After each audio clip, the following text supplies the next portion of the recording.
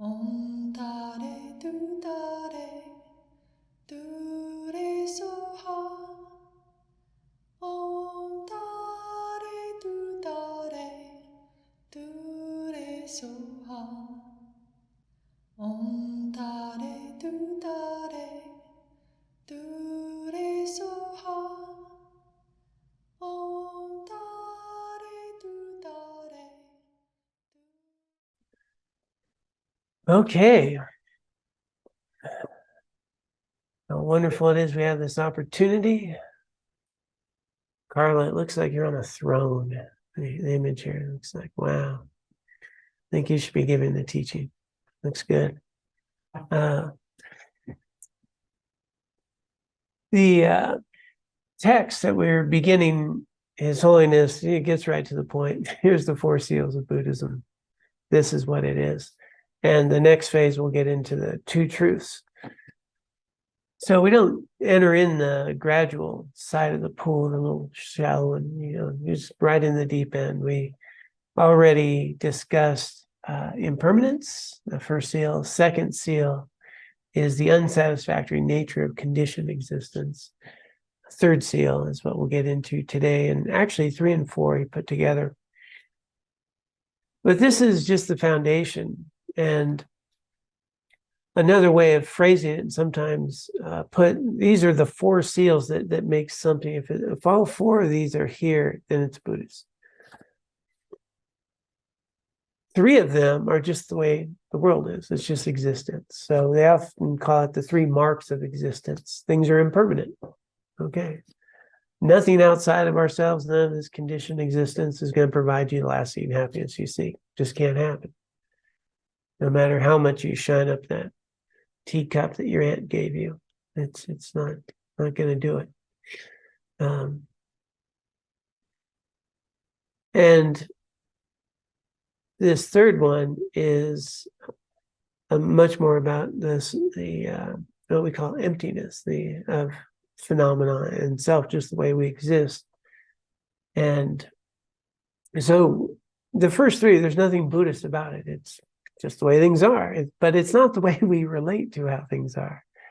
There's so much of our lives, we teach actually in our mindfulness courses, which are not Buddhist at all, that you could trace pretty much any and all mental and emotional suffering you have, because we are misperceiving these 3 marks of existence. We call it the 3 misperceptions. We try to make things permanent that aren't permanent. We do that all the time. I do not think my job should change. I do not think my relationship should change. This body sure shouldn't change, man. That was, that's the thing, right? We get older. And my plan shouldn't change. Just everything's changing all the time. That's just the way it is. But how much of our suffering comes from trying to make things permanent that aren't permanent, to try to get things in just such a way, and then, keep them frozen there, locked like that in time. And one of my friends is struggling in his marriage, said, my wife, she's just not the same person I married 20 years ago. Yeah, newsflash. Yeah, neither are you. And they worked out, so it's great. But we have this idea that things shouldn't change, and we try to make them not change, and then we suffer because we forget that everything's changing all the time. A lot of us here live in small towns. Everybody has that small town thing, right? Carbondale, not the way it used to be. Yeah, it probably changed, and, people going back to how, even the times we once lived in. So a lot of suffering around that. And then the second one is trying to find happiness in things that can't give it, right? The house, job, car, relationship, all those things that we are seeking happiness in. It can provide a temporary stimulus-driven pleasure. That's great. But that's all it can do. And then we attribute our happiness to the house, the relationship, the career, and all of that. And what do we stress over the most? The house, the car, the relationships, the families. because we're, so the quest for my happiness is the core of my suffering. And, we just get caught up in that, and we forget that it's not the house, it's what we do in the house. It's not the relationship, it's how we show up for the relationship. It's not the job, it's what do we do with those resources? How do we engage with what we get from the job, and how do we, engage with our coworkers, the relationships we develop? It's those things that can provide some longer stability of happiness, at least. And but even though, all those will change, right? Coworkers change, and people have the nerve to die on us. That's without our consent, or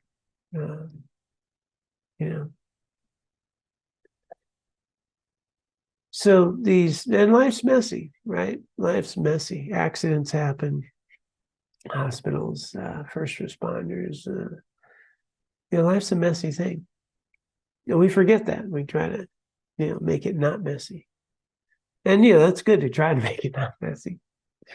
But our best efforts, I can wind up with a diagnosis tomorrow. But that's the nature of things. And when I remember that's the nature of things, then I'm really delighted that it's not messy right now. And I'm not so shocked when it gets messy.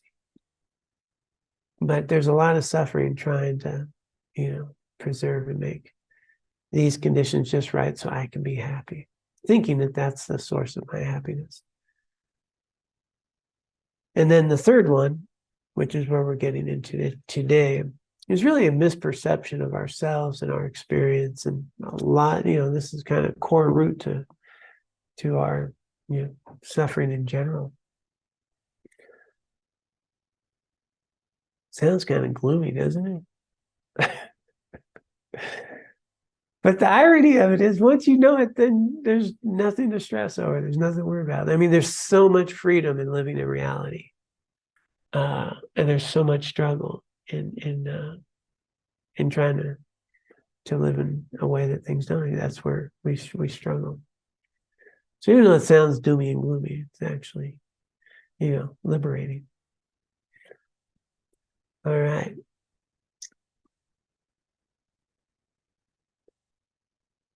So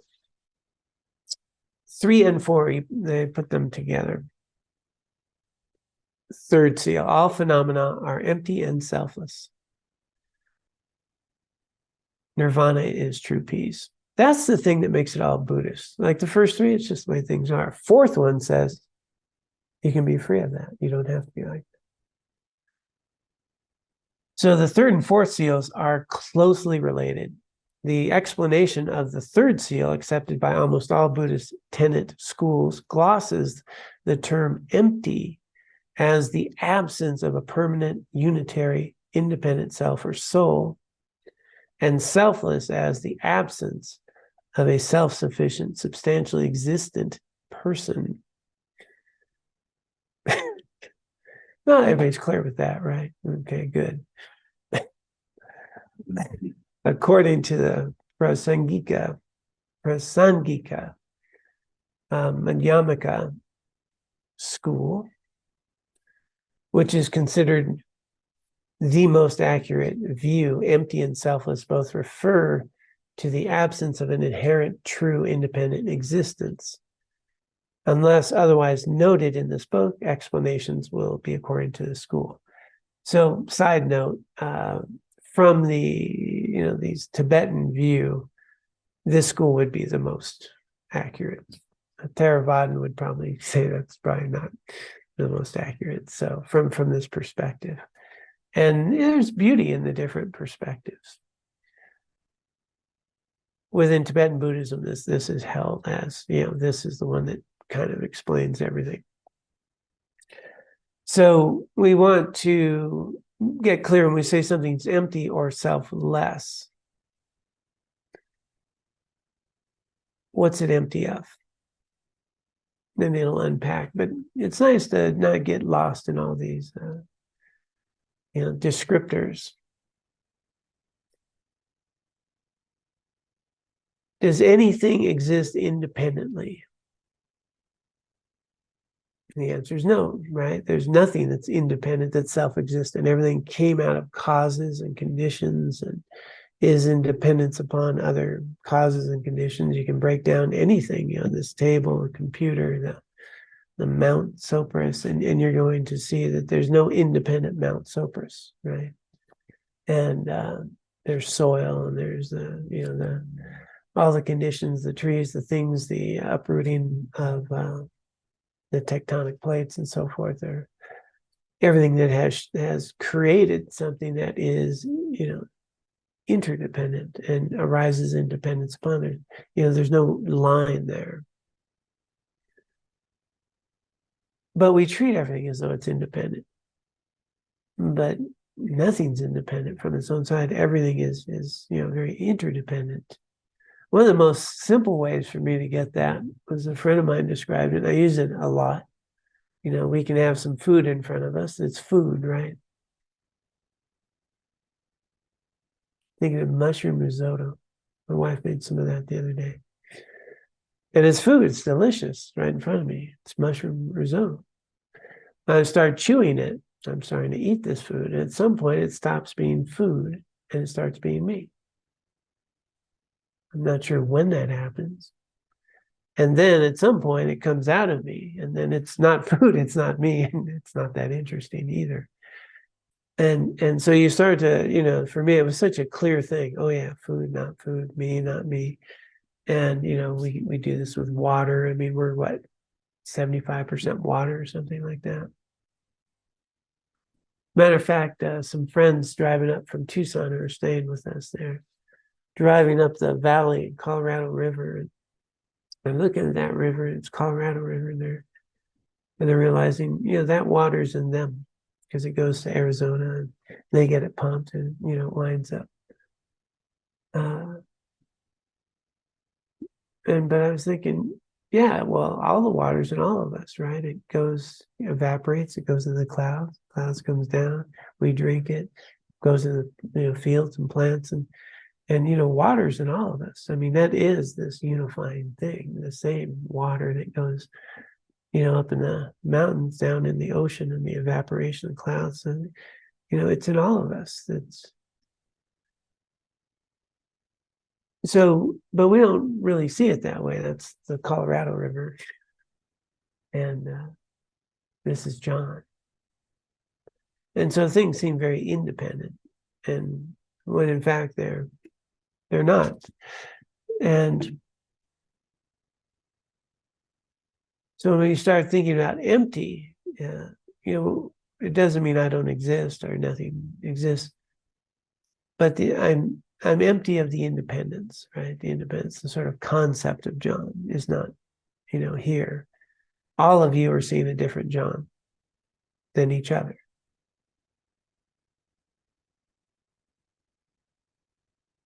And yet you all think, well, yeah, I know what John looks, John's like that. Except somebody else sees John like this. And pretty sure my ex-wife doesn't even want to look at John. And some people like to have me around. So we're all having this very subjective experience, but it all looks very objective and independent, but it's not.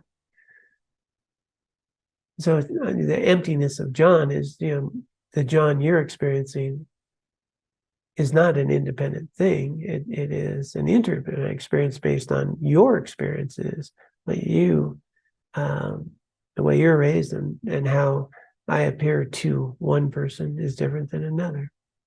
There's no independent John here in that sense. There's a physical body, but even that physical body is changing. I mean, all this stuff down my belly used to be up here. I think it's gravity, right? It just kind of goes down. It's funny, I'm getting shorter and my feet are getting bigger. So I think, right? It's just sort of a gravity thing that happens as you get older. And all of that's right, interdependent change. There's nothing that's so that's where we're going with this is but we just don't act in the world like that. We don't see the world like that. We we see it as independent. We see it as John is like that, Sam's like that, Colin's like that. And, and I know what they're like. And yet somebody will have a totally different experience from them. And I can have a different experience 1 month from now, right? That John, he was a nice guy, but he's kind of a jerk today, How many times do we have ex-friends that, we used to be friends, So we label, we project, and we see things in this independent way, which is not how they exist. So selfless is like that. I have a sense of myself, John. And I can tell you I am like this. I can make a whole list of things I am like. And yet none of those will be who I am, nor will any of them be true, ultimately. If I often will have people say, is anyone impatient? Some people say, I'm an impatient person. I go, well, have you ever been patient? Oh, yeah, I've been patient. Okay, are you impatient or are you patient? Which is it? Are we a human being who sometimes is impatient, sometimes patient, sometimes responsible, sometimes irresponsible, sometimes motivated, sometimes lazy? I'm not an unmotivated person. I'm a person who can be unmotivated at times, right? And yet we'll have this whole framework, especially if you're writing a little profile for a dating app, exactly about who you are. And you're usually looking pretty good in that descriptor. So we do, and we say, I am like this. I'm a morning person, I'm not a morning person, all that. And yet all those are changeable and they're all relative. So selfless is in that sense. It doesn't mean there's not something here that is experiencing all this. It means selfless in the sense there's no independent self. I'm arising independence upon this body, the conditions, the way it's raised, whether I have oxygen or not, water, so forth. And that's changing moment to moment. Our lives are not like a fixed soul. It's a stream of consciousness that keeps arising and arises in dependence upon the previous moment and continues. But we don't generally interact like that in the world, and as a result, we start getting very fixed ideals of ourselves and others, and then we stick those labels on, and then we become imprisoned by them, and then a lot of suffering, and then we lose friends. Because they did that one thing, right? But they did those hundreds of other things when they were my friend. But they're not those things, they're this thing, because they did that, right? And, of course, I've never done anything quite like that. And we just get this convoluted way of being in the world. We suffer a lot because of it. So we'll read in the text, and it's going to be a little technical, but this is the basis of what we're talking about.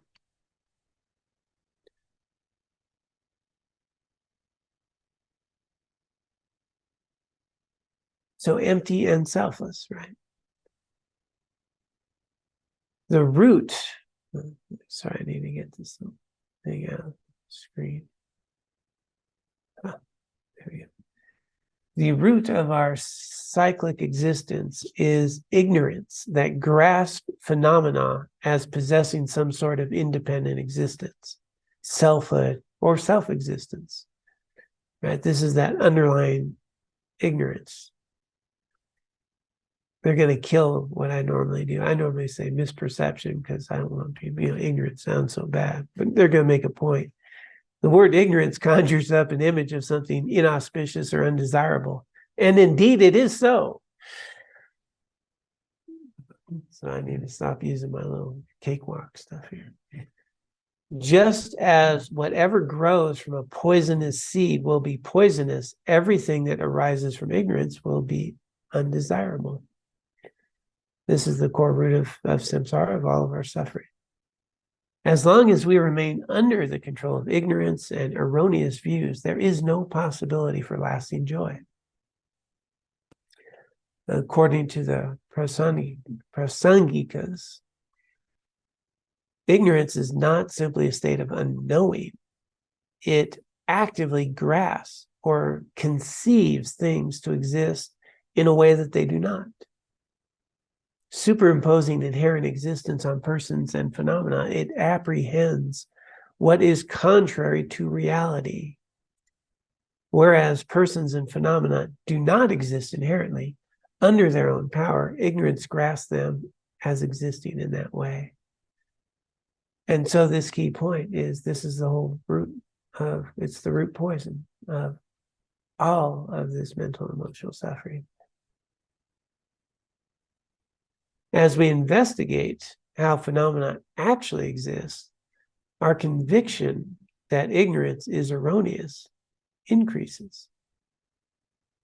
By seeing and familiarizing ourselves with the wisdom knowing reality, we gradually erode the force of ignorance in the undisciplined mind.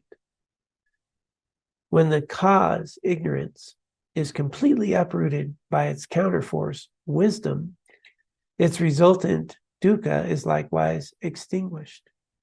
This state of freedom is nirvana, lasting peace and true freedom. Therefore, the fourth seal of Buddhism, that nirvana is true peace. So that's the, all of Buddhism is simply that, just what's true. And once we actually engage in reality, we're not going to conjure up all this stuff. Easier said than done, but that's the whole deal. All these practices are seeking to just simply have us recognize accurately our experience. Knowing the evolution of affliction such as attachment and anger helps us understand the necessity of employing analysis to gain the wisdom, realizing the selflessness of persons and phenomena that eradicates ignorance. If we examine emotions such as attachment and anger, so the three root poisons, ignorance is the core root, and out of that I have attachment and then anger, or sometimes aversion's a good way of putting it. So out of that I like and things I don't like. And then I'm going to spend the whole rest of my life trying to get the things I like and be around the people I like and try to avoid the things I don't like. And there's the karma wheel.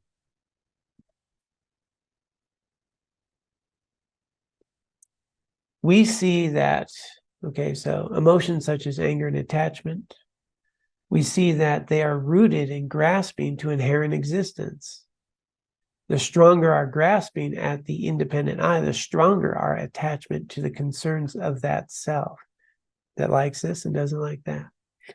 We cling to whatever is seen as important to the self and are hostile towards whatever impedes fulfilling its interests. So don't even be thinking about taking that last piece of apple pie. I might be hostile towards that which impedes fulfilling my apple pie interest. For example, we may see a beautiful item that we're very attracted to in a store. We crave to possess it. After we buy it, we call it mine and become even more attached to it. Behind the label mine is the belief in a self whose happiness is extremely important. If someone else then takes or breaks this article, we become angry because the happiness of this I has been adversely affected. Here we see the relationship between our grasping at inherent existent I and our attachment to the article and the anger at whatever interferes with our enjoying it. Refuting the inherent existence of this I eliminates the basis of our attachment and anger, which subsequently diminish and eventually are totally eradicated. The distinguishing mark of being in cyclic existence is the mere I being under the control of ignorance and karma. That is, when the aggregates that are the basis of designation of the I. So what makes us up is these 5 skandhas, they call them 5 aggregates: body, form, these feelings, the sensations, the inherent sort of conditioning that we have. There's 5. So that's what they're talking about, that make us up as an experience. So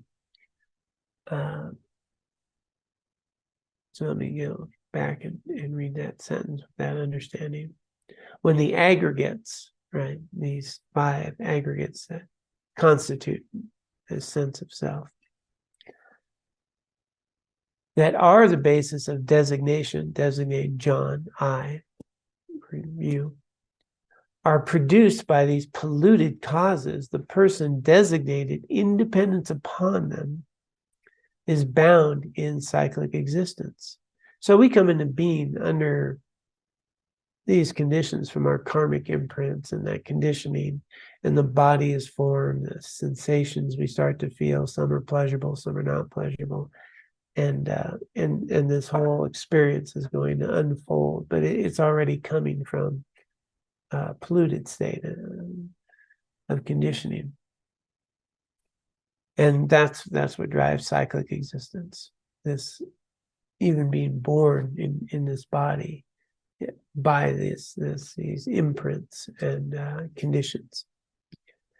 As soon as that person eliminates ignorance, she no longer creates polluted actions that propel cyclic existence. So the idea is, once we actually see how things are, you're not going to do anything karmically like that. Like, you see it. There's no reason to do that. There's no exaggeration. There's no misperception. There's no reason. So you won't be creating karma. You'll be free of that. Technically, you might still have some left over that has to work out, but you won't be creating anymore. As soon as that person eliminates ignorance, she no longer creates polluted actions that propel cyclic existence. Her cyclic existence ceases, and that person, that mere I, attains liberation. So freedom, liberation, nirvana. Gradually, she can also remove the cognitive obscurations that prevent omniscience. And when this is done, that mere I attains Buddhahood, the state of full awakening or non-abiding nirvana, in which the person abides neither in cyclic existence nor in the personal peace of Arhat's nirvana. So, side note there, the first part of nirvana attains liberation. So that would be nirvana. It'd be like what we call an Arhat. You're free of cyclic existence. And then you could go a little further if there's still these very light stains of obscurations that you can remove those even, and then full Buddhahood. So both are free, but full Buddhahood is that little distinction. The 4 seals allow each other in a natural. I'm sorry, I didn't read that right. The 4 seals follow each other in a natural sequence. The existence of our body, mind, self, as well as the people and environment around us, is governed by causes and conditions. Thus, their very nature is transient and momentary.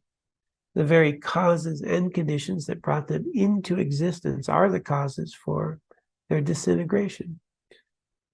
In short, all conditioned phenomena are impermanent, the first of the 4 seals. So the real cause of our death is our birth. The external environment, as well as factors internal to sentient beings, our bodies and minds, came about under the influence of our afflictions and polluted karma. Thus, they are unsatisfactory by nature. That's the 2nd seal. The 2nd seal states all polluted phenomena are dukkha, this unsatisfactory condition. The story does not stop there, because there exists a powerful antidote. The wisdom realizing the emptiness of inherent existence.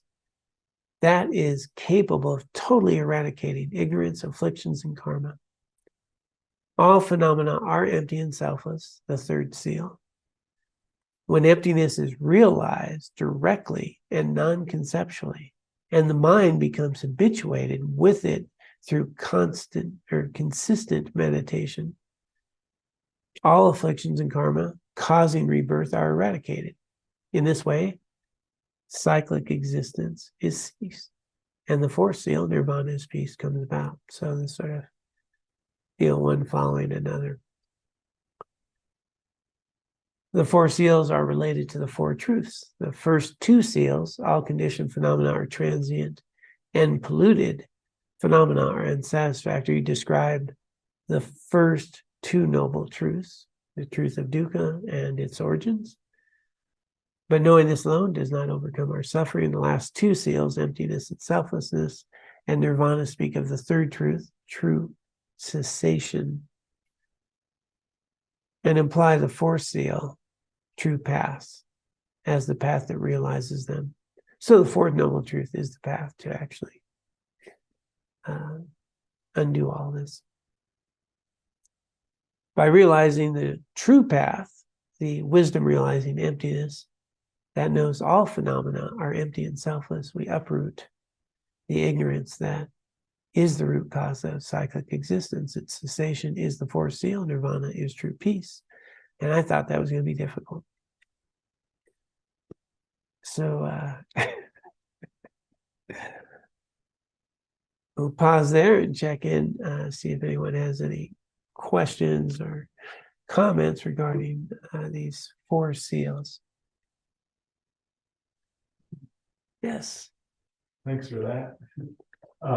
Is there an explanation for how it all got started? No.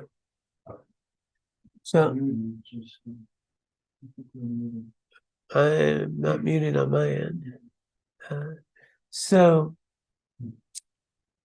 the question, in case all of you out there didn't hear, is there an explanation for how it all began? And the answer is no. When Buddhism talk about like the beginning kind of stuff, they talk about beginningless time. And the Buddha never tried to explain, the whole origin. Because if you trace it back, there has to be a cause and a condition. There has to be a cause. Like, how does it all start? Like, how does it? And so he focused on, can you stop it, right? So here's the situation. Can you get out of it? Just this practical approach. So when the Buddha sought out to, what he really sought out to do is to discover, do we need to suffer like this? Do we need to?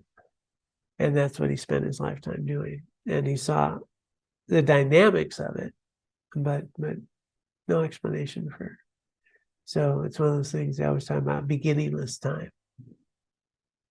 Because if you logically go back, who created what? How you get the whole chicken egg thing, right? But there's no explanation there. Now, Buddhahood itself, or awakened, mind, sort of nirvana,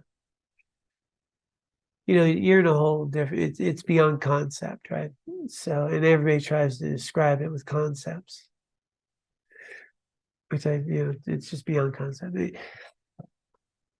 So when you're in that experience, none of this exists in the way we think. So there's a knowing probably, but not an explanation. And this awakened, states that people achieve, they can point to it, they can't really explain it. Because it's beyond our conceptual mind. And we only have a conceptual mind. It's like when they describe it, there's no coming, no going,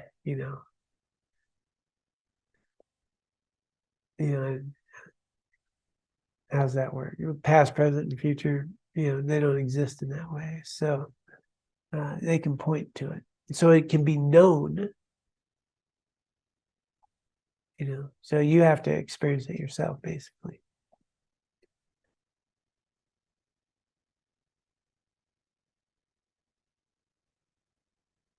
So anyone else out there has any thoughts or curiosities or comments? Hi, John. This is Kurt. Oh, wait, Kurt, I have my speaker muted. Hang on. Okay, go ahead. Is that better? Yeah.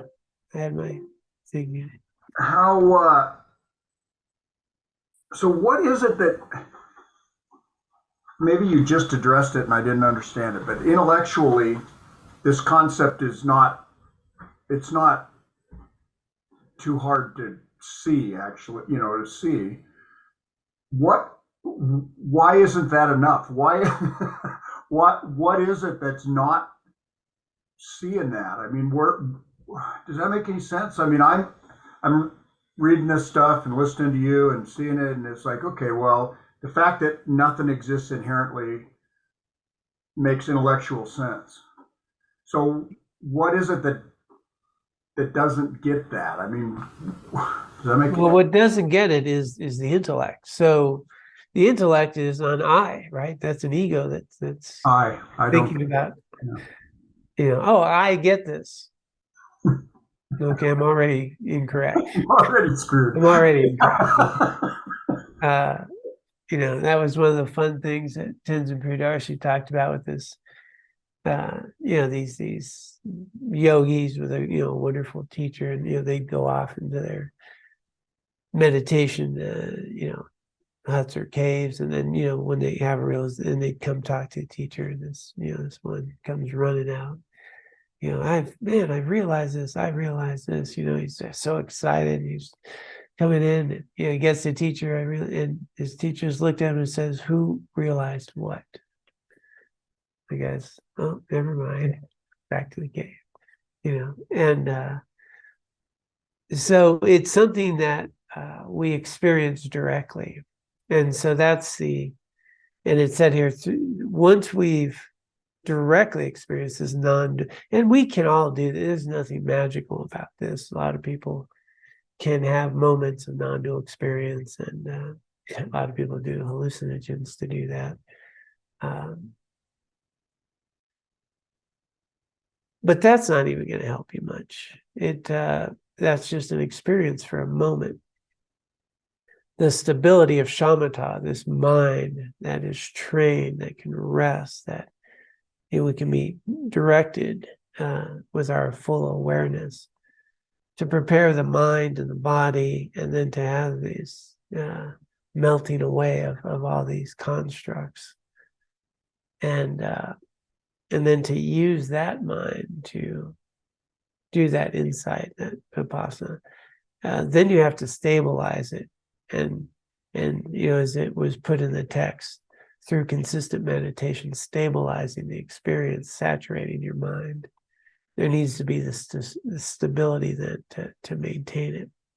And that's all direct experience, and it's beyond words. So us thinking about it's not going to help that much.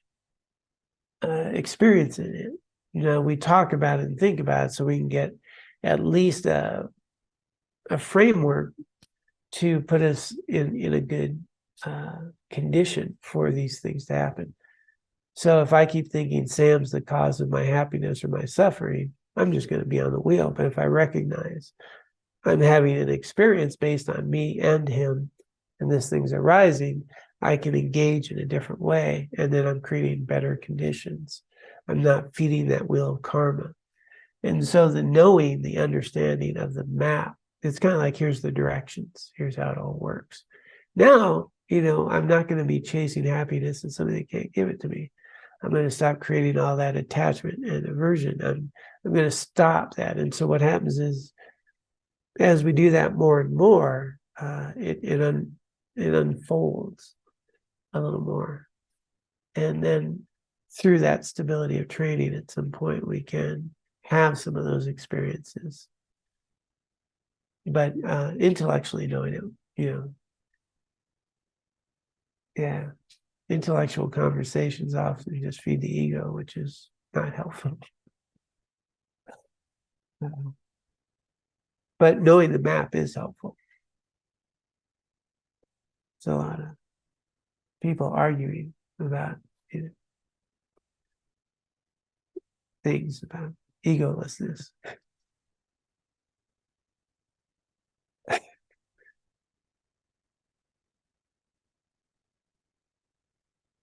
What is it? Ego is let go my ego. That's waffles, right? Yeah. You guys remember that? Everybody's grabbing for that.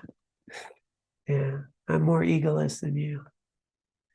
So, or I know better than you. It's just, yeah, not that helpful.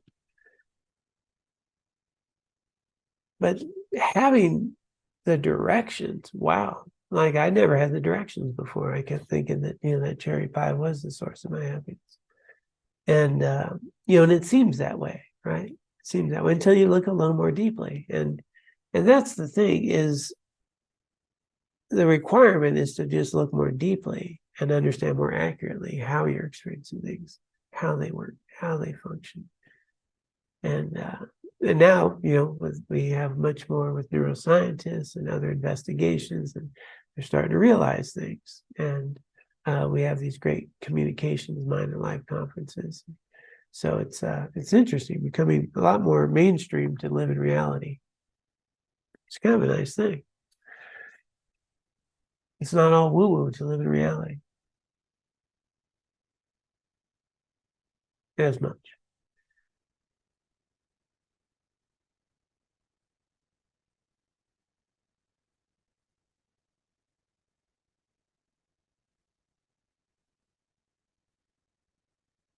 Okay, anybody else? Any I know there's a group at the Here and Now Center. I know. John, Go I've ahead. got a bit of an example that might sort of tie into this. A few days ago, I got a very hurtful text from a close family member, and I thought of all kinds of things like, oh, I'm gonna text something back, and I should respond to this. And fortunately, I didn't do anything because I realized my motivation was either to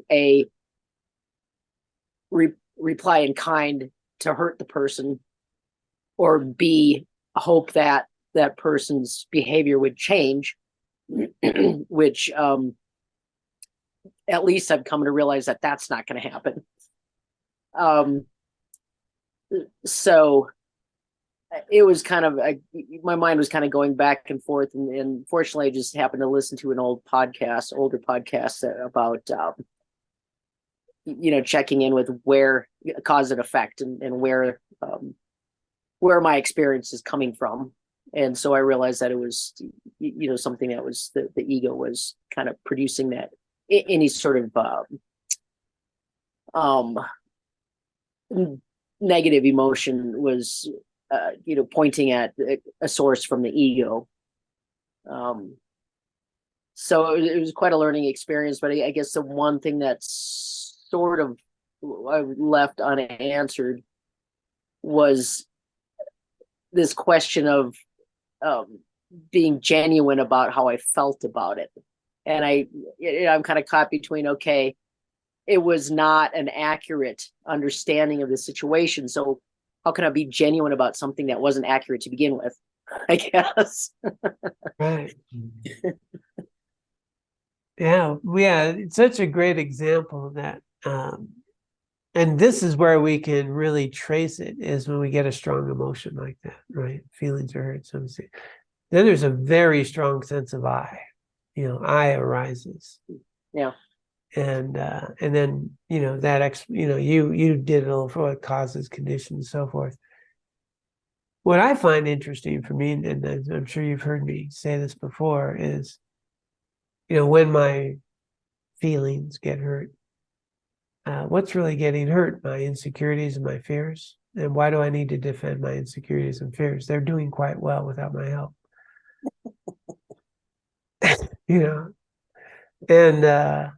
And so that's how we unravel it, is we recognize those feelings and sensations are tied to a sense of self that doesn't exist in the way that I'm grabbing onto it.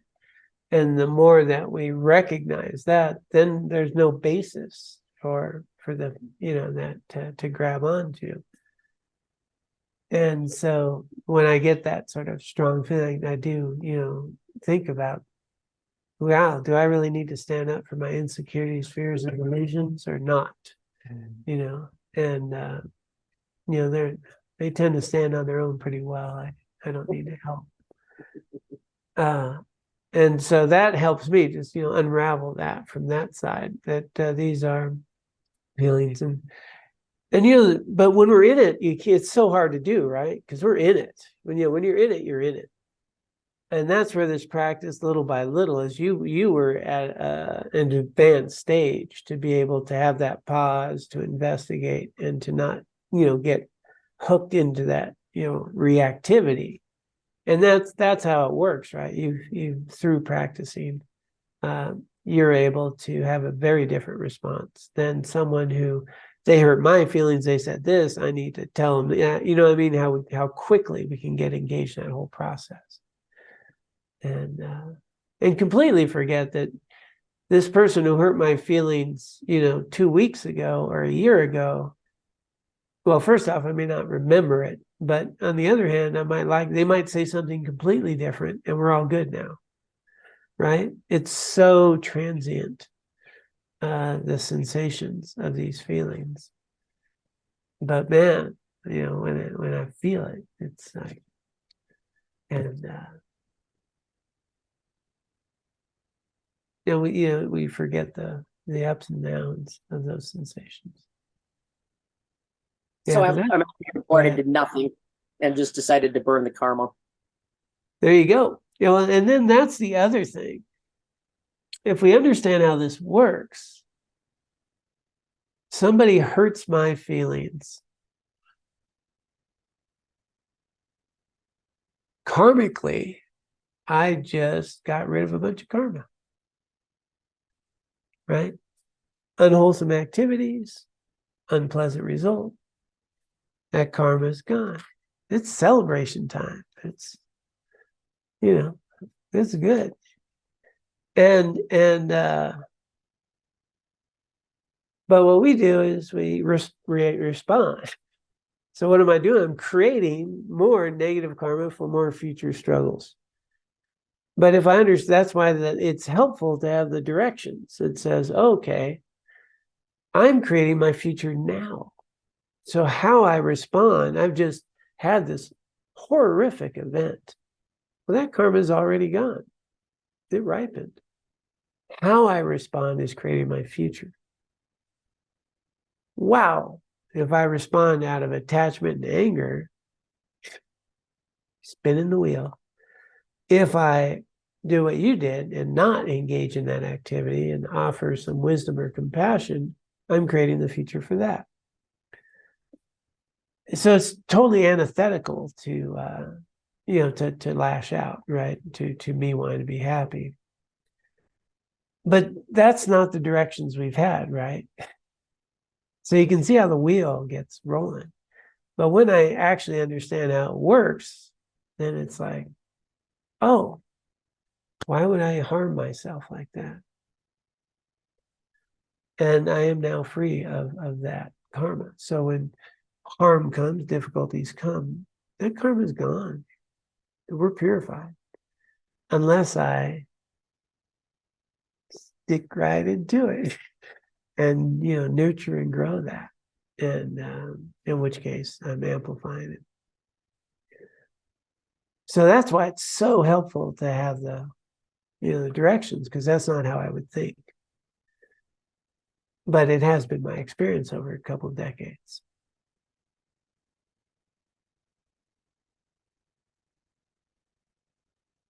Yeah, I guess the rub that I was feeling was exactly what you said. The conventional directions I had been given for life and the directions of truth are two different things. So it was just that conflict between these conventional, oh, this is what you should do, you should stick up for yourself, you should defend yourself, you should, conventionally, stick up for your insecurity and fear. Yeah. Stick up for that. Don't let anybody walk on that.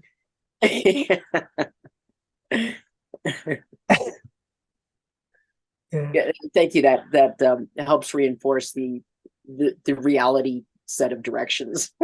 Yeah, it's fascinating because when we're actually have self-worth and value, it's pretty hard for somebody to threaten me in any way. But boy, when I'm a little insecure and uncomfortable, it's pretty easy. Yeah. Yeah. So, and he wrote in the text that that's the issue. We live antithetically to reality. And then the answer is always, the more we live in reality, the less suffering we'll have. And, that's not even Buddhist. I mean, here with the Four Seals it is, but cognitive behavioral therapy is all about thinking errors, and it points out, I mean, there's research that shows that, from a Western scientific model, that 80 to 90% of all mental emotional suffering is based on misperception. So that's, that's just exaggerating, globalizing, all that's projection, all that worrying about things that haven't happened yet, or dragging things that did happen into today, and just, it's what we do. So just living as a human being in a modern Western culture, again, those first three seals are just reality. The only thing different in Buddhism is that you can undo it.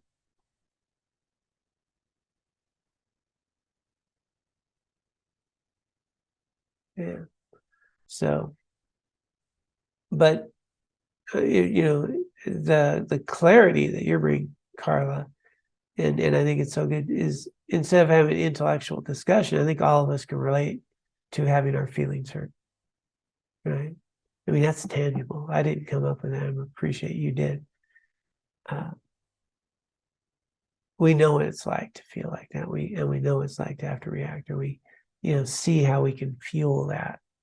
And this is just the opposite of that. It's seeing it clearly and allowing somebody to have their experience. And from a lojum perspective, that person is giving you a gift. You can see your mind, and they're the ones who help us grow. Kind of like that. Pretty sure it's His Holiness. A couple of teachers have said this. Those people who are nice to you, they're not very helpful.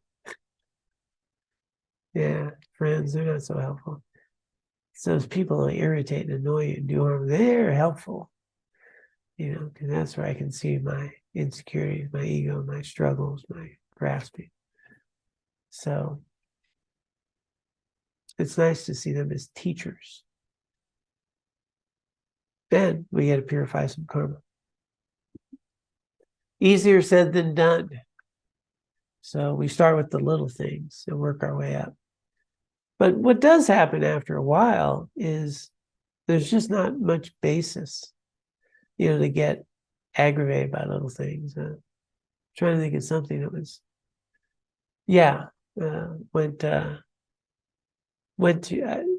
get COVID shot, and the new COVID thing coming out. And they didn't have any in our valley here. They had it in Rifle, Walmart, Rifle. They were the only ones who had the new one. It was about a month ago. And I would have liked to have it before I went on some traveling.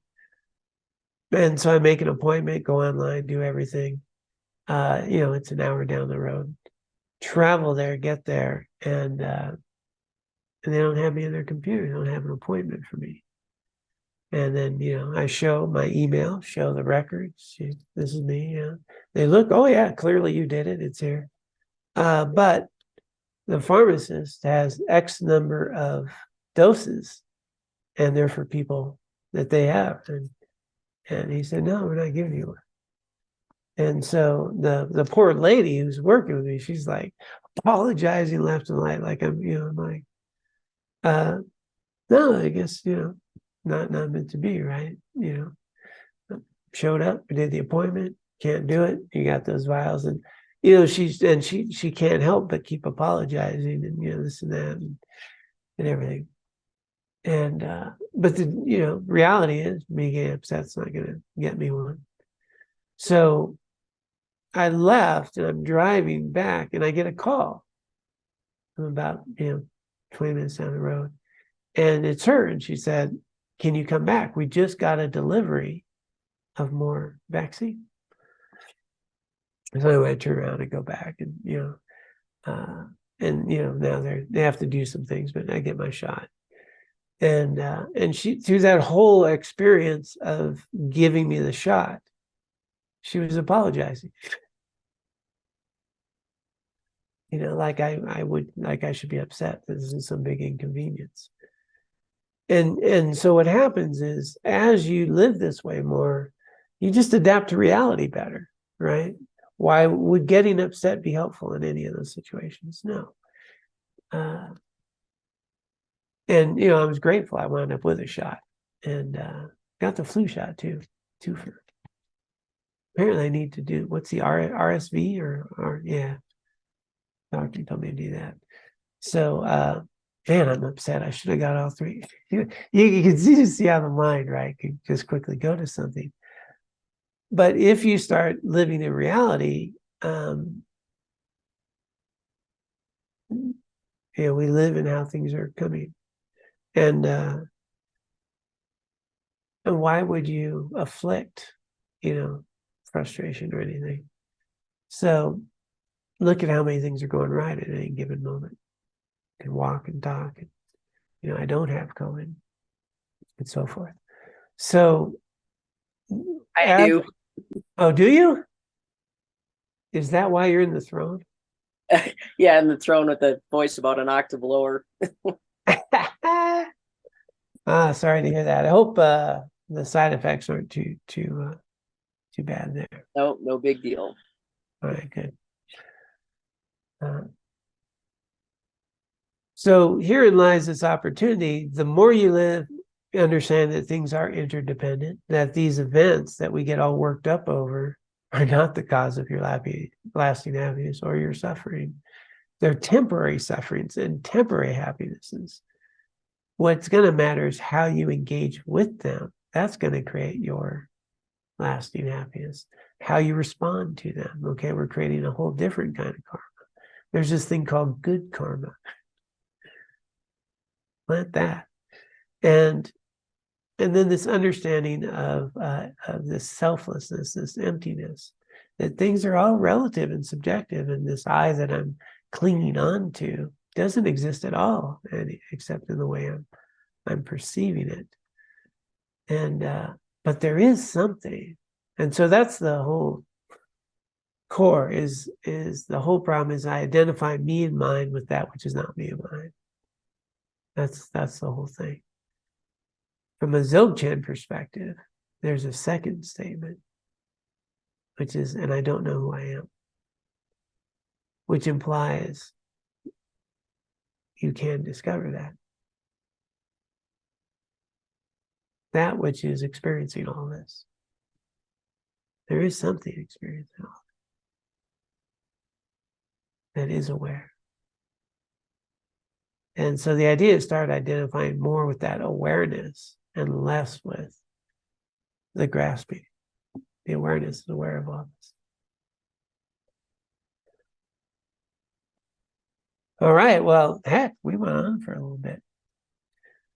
So this is the foundation of what would be Buddhist view. That's where we're starting. And now we're going to move into the two truths, right? Conventional reality and ultimate experience. So he's starting off with, just Buddhist worldview. But it's nice to have the directions, I think. It's nice to have a map. It's nice. Here's how it experiences. Here's how things work. And then the idea is test it, right? It's not, oh, okay, here's the map book. It's, well, let's see if it holds up. Let me see if I can get to Chicago if I follow this map. Because I might wind up in Mexico and this thing's not very helpful. So we want to start experimenting like you did, Carl. We want to start noticing, are these things temporary? We want to start noticing, is my sense of self accurate? Is my sense of Sam accurate? Is this more interdependent? Is there projection? Start noticing these things. Is there something out there that can provide you the lasting happiness that you're seeking? If you do, let's market that thing. So it's investigation. That's how we experience, right? Not through talking. We want to experiment, we want to apply it and see for ourselves. All right. Well, let's go ahead and wrap up for today. We'll come back to the two truths next week, and we'll dedicate now. Look that up. So let us dedicate the merit and wisdom that we have cultivated from our time here together for the benefit of all sentient beings, that they may be free of suffering, and for our own continued spiritual growth, that we may be liberated, achieve awakening, and be of ultimate benefit to others.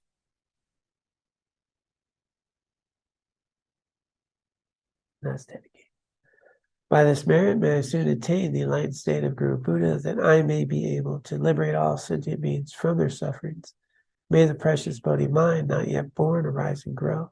May that born have no decline, but increase in fruit.